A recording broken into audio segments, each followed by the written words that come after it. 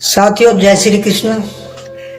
साथियों पिछली वीडियो में हमने बताया था कि भगवान श्री कृष्ण ने पंचम अध्याय में क्या संदेश दिया है। आज हम आपको श्रीमद् भागवत गीता का छठा अध्याय बताने जा रहे हैं। इसमें भगवान श्री कृष्ण ने क्या कहा, यही सब बातें जानेंगे इस वीडियो में। श्री भगवान बोले, जो पुरुष कर्म फल का आश्रय ना लेकर करने योग्य कर्म करता है वह सन्यासी तथा योगी है, और केवल अग्नि का त्याग करने वाला सन्यासी नहीं है तथा केवल क्रियाओं का त्याग करने वाला योगी नहीं है। हे अर्जुन, जिसको सन्यास कहते हैं उसी को तू योग जान, क्योंकि संकल्पों का त्याग न करने वाला कोई भी पुरुष योगी नहीं होता। योग में आरूढ़ होने की इच्छा वाले मननशील पुरुष के लिए योग की प्राप्ति में निष्काम भाव से कर्म करना ही हेतु कहा जाता है, और योगारूढ़ हो जाने पर उस योगारूढ़ पुरुष का जो सर्व संकल्पों का अभाव है वही कल्याण में हेतु कहा जाता है। जिस काल में न तो इंद्रियों के भोगों में और न कर्मों में ही आसक्त होता है, उस काल में सर्व संकल्पों का त्यागी पुरुष योगारूढ़ कहा जाता है।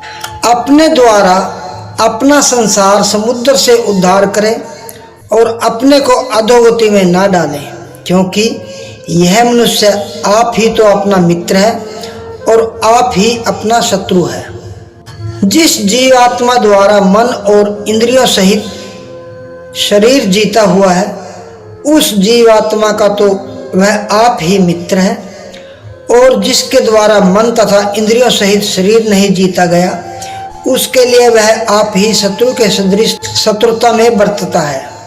सर्दी गर्मी और सुख दुखादि में तथा मान और अपमान में जिसके अंतःकरण की वृत्तियां भली भांति शांत है, ऐसे स्वाधीन आत्मा वाले पुरुष के ज्ञान में सच्चिदानंद घन परमात्मा सम्यक प्रकार से स्थित है, अर्थात उसके ज्ञान में परमात्मा के सिवा अन्य कुछ है ही नहीं। जिसका अंतःकरण ज्ञान विज्ञान से तृप्त है, जिसकी स्थिति विकार रहित है, जिसकी इंद्रियां भली भांति जीती हुई है और जिसके लिए मिट्टी पत्थर और स्वर्ण समान है, वह योगी युक्त अर्थात भगवत प्राप्त है, ऐसे कहा जाता है।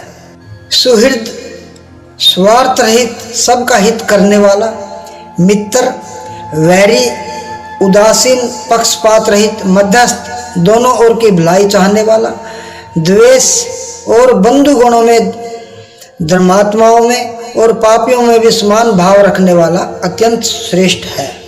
मन और इंद्रियों सहित शरीर को वश में रखने वाला, आशा रहित और संग्रह रहित योगी अकेला ही एकांत स्थान में स्थित होकर आत्मा को निरंतर परमात्मा में लगाए। शुद्ध भूमि में जिसके ऊपर कर्म से कुशा मृगछाला और वस्त्र बिछे हैं, जो न बहुत ऊंचा है और न बहुत नीचा है, ऐसे अपने आसन को स्थिर स्थापन करके उस आसन पर बैठकर चित्त और इंद्रियों की क्रियाओं को वश में रखते हुए मन को एकाग्र करके अंतःकरण की शुद्धि के लिए योग का अभ्यास करें। काया सिर और गले को समान एवं अचल धारण करके और स्थिर होकर अपनी नासिका के अग्रभाग पर दृष्टि जमाकर अन्य दिशाओं को न देखता हुआ ब्रह्मचारी के व्रत में स्थित भय रहित तथा भली भांति शांत अंतःकरण वाला सावधान योगी मन को रोककर मुझ में चित्त वाला और मेरे प्राण होकर स्थित होए। वश में किए हुए मन वाला योगी इस प्रकार आत्मा को निरंतर मुझ परमेश्वर के स्वरूप में लगाता हुआ मुझ में रहने वाली परमानंद की प्रकाष्ठा रूप शांति को प्राप्त होता है। हे अर्जुन, यह योग न तो बहुत खाने वाले का, न बिल्कुल न खाने वाले का, न बहुत शयन करने के स्वभाव वाले का और न सदा जागने वाले का ही सिद्ध होता है। दुखों का नाश करने वाला योग तो यथा योग्य आहार विहार करने वाले का, कर्मों में यथा योग्य चेष्टा करने वाले का और यथा योग्य सोने तथा जागने वाले का ही सिद्ध होता है। अत्यंत वश में किया हुआ चित्त जिस काल में परमात्मा में ही भली भांति स्थित हो जाता है, उस काल में संपूर्ण भोगों से सप्रिहा रहित पुरुष योग युक्त है, ऐसा कहा जाता है। जिस प्रकार वायु रहित स्थान में स्थित दीपक चलायमान नहीं होता, वैसी ही उपमा परमात्मा के ध्यान में लगे हुए योगी के जीते हुए चित्त की कही गई है। योग के अभ्यास से निरुद्ध चित्त जिस अवस्था में उपराम हो जाता है और जिस अवस्था में परमात्मा के ध्यान से शुद्ध हुई सूक्ष्म बुद्धि द्वारा परमात्मा को साक्षात करता हुआ सच्चिदानंद घन परमात्मा में ही संतुष्ट रहता है। इंद्रियों से अतीत केवल शुद्ध हुई सूक्ष्म बुद्धि द्वारा ग्रहण करने योग्य जो अनंत आनंद है, उसको जिस अवस्था में अनुभव करता है और जिस अवस्था में स्थित यह योगी परमात्मा के स्वरूप से विचलित होता ही नहीं। परमात्मा की प्राप्ति रूप जिस लाभ को प्राप्त होकर उसे अधिक दूसरा कुछ भी लाभ नहीं मानता और परमात्मा प्राप्ति रूप जिस अवस्था में स्थित योगी बड़े भारी दुख से भी चलायमान नहीं होता, जो दुख रूप संसार के संयोग से रहित है तथा जिसका नाम योग है, उसको जानना चाहिए। वह योग न उकताए हुए अर्थात धैर्य और उत्साह युक्त चित्त से निश्चय पूर्वक करना कर्तव्य है। संकल्प से उत्पन्न होने वाली संपूर्ण कामनाओं को निशेष रूप से त्याग कर और मन द्वारा इंद्रियों के समुदाय को सभी ओर से भली भांति रोककर कर्म से अभ्यास करता हुआ उपरति को प्राप्त हो तथा धैर्य युक्त बुद्धि द्वारा मन को परमात्मा में स्थित करके परमात्मा के सिवा और कुछ भी चिंतन ना करे। यह स्थिर न रहने वाला और चंचल मन जिस जिस शब्दादि विषय के निमित्त से संसार में विचरता है, उस विषय से रोककर यानी हटाकर इसे बार बार परमात्मा में ही निरुद्ध करे। क्योंकि जिसका मन भली प्रकार शांत है, जो पाप से रहित है और जिसका रजोगुण शांत हो गया, ऐसे इस सच्चिदानंद घन ब्रह्म के साथ एक ही भाव हुए योगी को उत्तम आनंद प्राप्त होता है। वह पाप रहित योगी इस प्रकार निरंतर आत्मा को परमात्मा में लगाता हुआ सुखपूर्वक परब्रह्म परमात्मा की प्राप्ति रूप अत्यंत आनंद का अनुभव करता है।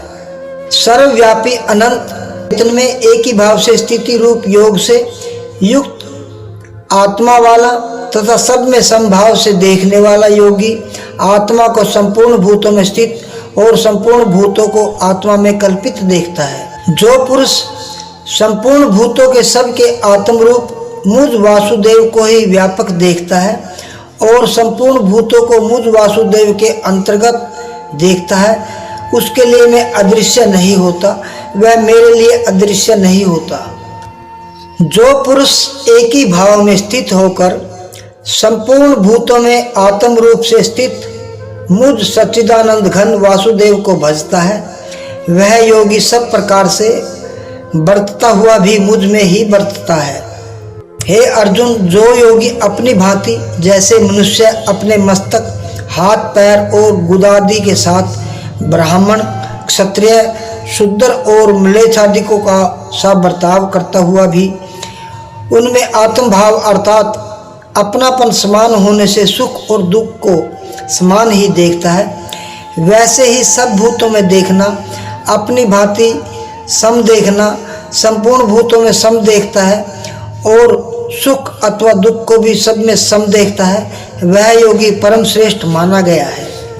अर्जुन बोले, हे मधुसूदन, जो यह योग आपने समभाव से कहा है, मन के चंचल होने से मैं इसकी नित्य स्थिति को नहीं देखता हूँ। क्योंकि हे श्री कृष्ण, यह मन बड़ा चंचल, परमथन स्वभाव वाला, बड़ा दृढ़ और बलवान है, इसलिए उसको वश में करना मैं वायु को रोकने की भांति अत्यंत दुष्कर मानता हूँ। श्री भगवान बोले, हे महाभाव, निसंदेह मन चंचल और कठिनता से वश में होने वाला है, परंतु हे कुंती पुत्र अर्जुन, यह अभ्यास और वैराग से वश में होता है। जिसका मन वश में किया हुआ नहीं है, ऐसे पुरुष द्वारा योग दुष्प्राय है, और वश में किए हुए मन वाले प्रयत्नशील पुरुष द्वारा साधन से उसका प्राप्त होना सहज है। यह मेरा मत है। अर्जुन बोले, हे श्री कृष्ण, जो योग में श्रद्धा रखने वाला है किंतु संयमी नहीं है, इस कारण जिसका मन अंतकाल में योग से विचलित हो गया है, ऐसा साधक योग की सिद्धि को अर्थात भगवत साक्षात्कार को न प्राप्त होकर किस गति को प्राप्त होता है। हे महाभाव, क्या वह भगवत प्राप्ति के मार्ग में मोहित और आश्रय रहित पुरुष छिन्न भिन्न बादल की भांति दोनों ओर से भ्रष्ट होकर नष्ट तो नहीं हो जाता। हे श्री कृष्ण, मेरे इस संशय को संपूर्ण रूप से छेदन करने के लिए आप ही योग्य है, क्योंकि आपके सिवा दूसरा इस संशय का छेदन करने वाला मिलना संभव नहीं है। श्री भगवान बोले, हे पार्थ, उस पुरुष का न तो इस लोक में नाश होता है और न परलोक में ही, क्योंकि हे प्यारे, आत्मोद्धार के लिए अर्थात भगवत प्राप्ति के लिए कर्म करने वाला कोई भी मनुष्य दुर्गति को प्राप्त नहीं होता। योग भ्रष्ट पुरुष पुण्यवानों के लोकों को अर्थात स्वर्ग आदि उत्तम लोकों को प्राप्त होकर उनमें बहुत वर्षों तक निवास करके फिर शुद्ध आचरण वाले श्रीमान पुरुषों के घर में जन्म लेता है। वैराग्यवान पुरुष उन लोकों में न जाकर ज्ञानवान योगियों के ही कुल में जन्म लेता है, परंतु इस प्रकार का जो यह जन्म है सो संसार में निसंदेह अत्यंत दुर्लभ है। वहाँ उस पहले शरीर में संग्रह किए हुए बुद्धि संयोग को अर्थात समबुद्धि रूप योग के संस्कारों को अनायास ही प्राप्त हो जाता है, और हे कुरुनंदन, उसके प्रभाव से वह फिर परमात्मा की प्राप्ति रूप सिद्धि के लिए पहले से भी बढ़कर प्रयत्न करता है। वह श्रीमानों के घर में जन्म लेने वाला योग भ्रष्ट पराधीन हुआ भी उस पहले के अभ्यास से ही निसंदेह भगवान की ओर आकर्षित किया जाता है, तथा समबुद्धि रूप योग का जिज्ञासु भी वेद में कहे हुए सकाम कर्मों के फल को उल्लंघन कर जाता है। परंतु प्रयत्न पूर्वक अभ्यास करने वाला योगी तो पिछले अनेक जन्मों के संस्कार बल से इसी जन्म में संसिद्ध होकर संपूर्ण पापों से रहित हो फिर तत्काल ही परम गति को प्राप्त हो जाता है। योगी तपस्वियों से श्रेष्ठ है, शास्त्र ज्ञानियों से भी श्रेष्ठ माना गया है, और काम कर्म करने वालों से भी योगी श्रेष्ठ है। इससे हे अर्जुन, तू योगी हो।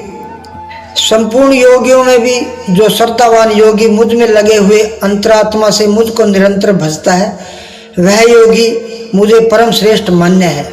तो साथियों, ये था श्रीमद् भागवत गीता का 6वां अध्याय। अगर आपको अच्छा लगा हो तो कृपा करके एक लाइक ज़रूर कर देना। चैनल को सब्सक्राइब नहीं किया है तो कृपा करके चैनल को सब्सक्राइब कर लेना, ताकि आगे भी ऐसे ही वीडियो आपको सबसे पहले मिलती रहे।